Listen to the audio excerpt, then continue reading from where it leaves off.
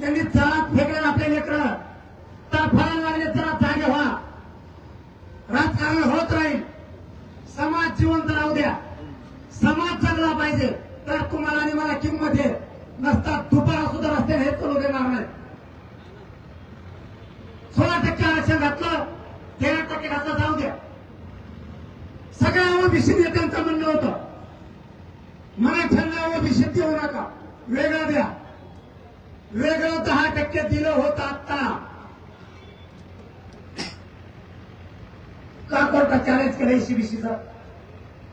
हिंदू आहेत ना तुम्ही? आम्ही पण हिंदू आहेत ना? ओबीसीच्या व्यतिरिक्त दिलेलं 10% एसीबीसीचं आरक्षण का चॅलेंज केलं? कोण हिंदू आहे? हिंदुत्ववादी बोलणार की हा खरं त्याला का बोलत नाही? मराठ्यांना वेगळं आरक्षण दिलं एसीबीसीचं. चॅलेंज करू नको. एसीबीसीचं हिंदूला दिलंय मराठ्यांना. चॅलेंज करणारा तू सुद्धा हिंदू आहेस. चॅलेंज करू नको. कुठे गेले ते बोलणारे? म्हणून आम्हाला ओबीसीला आरक्षण मागायची वेळ आहे. मी ओबीसीतलं पण घेणार. तुमचा बाप नाही, तुमच्या बापाचा बाप द्यायला मला ओबीसीचा द्यायला. आणि आमचं जर तुम्ही घातलं तुमचा मंडळ कमिशनने चॅलेंज करा म्हणून सांगा. मी जर याचा मारा लागलो तर मी मारा हातातला खाऊ द्या ओबीसीला सुखानं आणि खाऊ द्या मराठ्यांना सुद्धा सुखानं. हिंदुत्वाच्या जीवावरती गरीब ओबीसीचं आणि गरीब मराठ्यांचं वाटोळं करणाऱ्या दलालांनी जरा थांबा.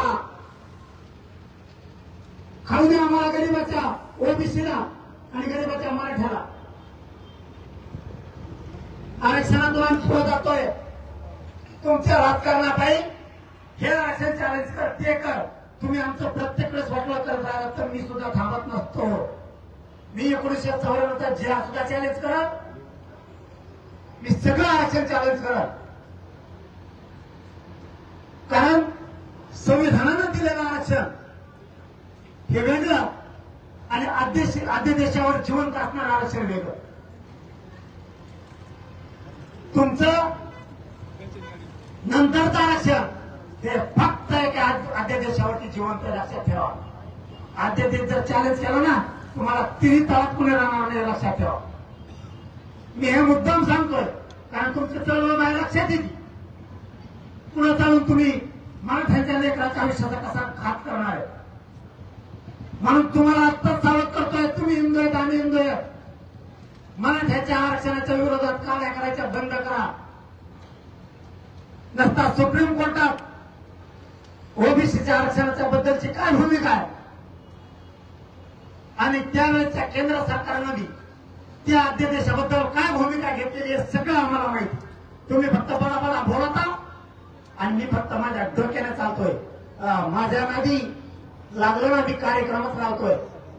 तुम्हाला वाटतंय चौथी नापाशी कसा तुमच्या मुठक्यावर पाय देऊन चौथी पासने आरक्षण घेतलंय.